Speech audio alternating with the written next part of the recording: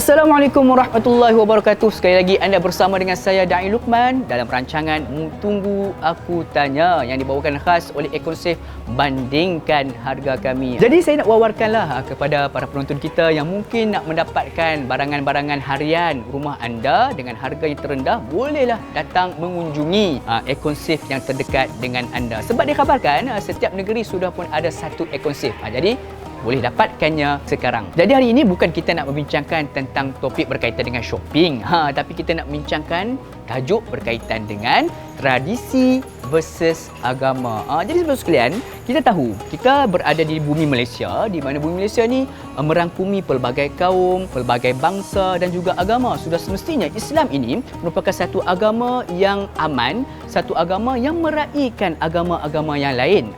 Jadi kita ni sebagai seorang yang hidup di dalam sebuah negara yang penuh dengan keharmonian ini, sudah semestinya salah satu daripada tanggungjawab kita adalah untuk terus menyuburkan keamanan di bumi Malaysia ini. Jadi tanpa buang masa, ayo sama-sama kita lihat soalan pertama daripada penonton kita. Boleh ke kalau kita buat sesuatu untuk ikut adat tapi bercanggah dengan agama Islam? Contohnya macam tepung tawar dan tarian adat. Satu soalan yang cukup menarik daripada sahabat kita ini, iaitu berkaitan dengan apabila berlakunya percanggahan di antara adat dan juga agama ataupun syariat. Jadi Islam pada dasarnya meraihkan adat sesuatu kaum ataupun adat sesebuah masyarakat. Namun begitu, sekiranya adat tersebut menyimpang jauh daripada agama asal dan juga terlalu bercanggah dengan syariat yang telah pun ditetapkan oleh agama Islam, maka adat tersebut harus ditolak. Sebagai contohnya lah, adat yang mengikuti ataupun meniru kepada agama dan juga pengikutan kaum yang lain, maka syariat dan juga agama menolak adat-adat yang sebegitu. Sebagai contoh tadilah menepung tawar, sanding dan sebagainya. Namun begitu, melihat kepada zaman kini, masyarakat pun sudah menjadi berfikiran matang dan sebagainya, maka adat-adat ini telah pun banyak yang menerima evolusinya. Sebagai contoh, sekarang ini tidak ada lagi upacara bersanding, namun begitu sudah pun ditukar kepada hanya sekadar acara untuk tangkap gambar bersama keluarga, maka itu dibenarkan dalam Islam. Oleh itu, sidang penonton sekalian, menjawab kembali kepada persoalan tersebut, tidak ada masalah sekiranya adat itu tidak bercanggah dengan syariat yang telah pun ditetapkan. Namun begitu, sekiranya adat tersebut melanggari ataupun bertentangan dengan syariat, sebagai contoh mengikut ajaran agama yang lain, maka pada saat itu adat-adat tersebut harus ditolak dan juga tidak diterima. Wallahu a'lam. Mudah-mudahan menjawab persoalan pertama. Jom kita beralih dengan soalan kedua. Sama-sama kita saksikan VT ini. Assalamualaikum Ustaz. Adakah agama atau tradisi yang menyatukan semua masyarakat di Malaysia? Terima kasih.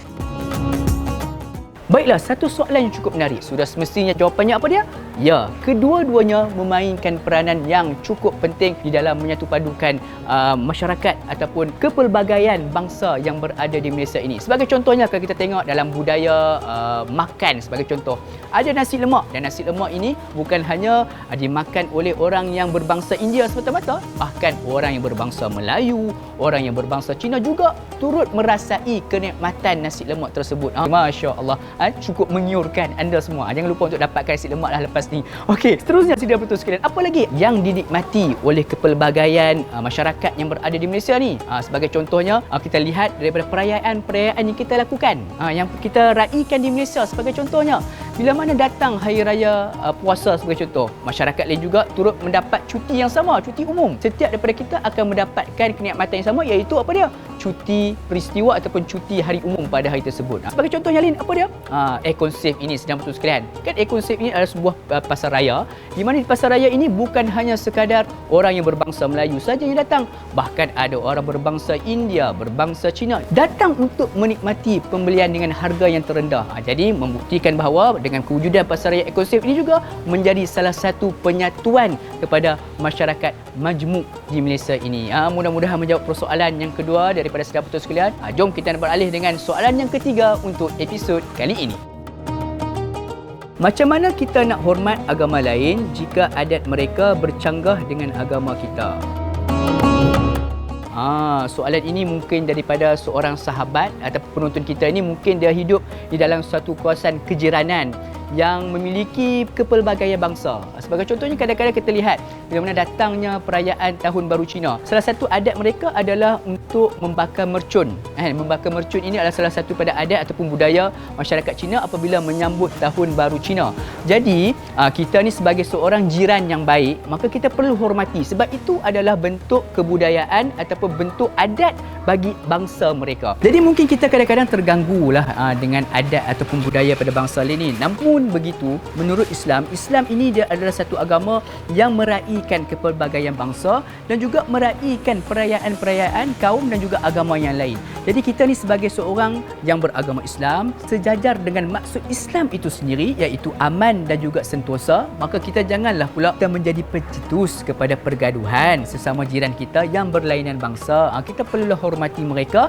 Kalau mereka melakukan perkara tersebut, kita boleh nasihat kalau kita dah tak tahan sebagai contohnya. Namun begitu, kalau mereka nak melakukan juga, kita tidak boleh buat apa-apa, kita hormati mereka. Ingat dalam Al-Quran Allah menyebut dengan jelas, lakum dinukum waliyadin, yang bermaksud bagi kamu agama kamu dan bagi kita sebagai Islam adalah agama kita. Bermaksud di dalam ayat itu pun menunjukkan kepada kita sebenarnya Islam ini meraihkan kepelbagaian agama. Jadi janganlah kita menjadi orang yang ekstremis, tiba-tiba nak mencetuskan pergaduhan dan sebagainya. Mudah-mudahan terjawablah soalan yang ketiga ini dan insya-Allah ada lagi lah soalan-soalan yang lain tu kita simpan dahulu untuk episod-episod yang akan datang. Jadi kita sudah pun berada di penghujung rancangan untuk episod kali ini. Mudah-mudahan perkongsian pada kali ini memberikan manfaat buat kita. Ingat, tradisi versus agama itu kadang-kadang ianya boleh mendatangkan hukum yang haram dan kadang-kadang ianya boleh diharuskan di dalam Islam dan tidak ada masalah untuk kita amalkan. Jadi perlulah kita terus tambah ilmu agar kita mengetahui perbezaan di antara kedua-duanya. Saya dan Luqman, mohon maaf sekiranya ada terkurang di mana-mana. Bertemu lagi di episod yang lain. Mu tunggu aku tanya.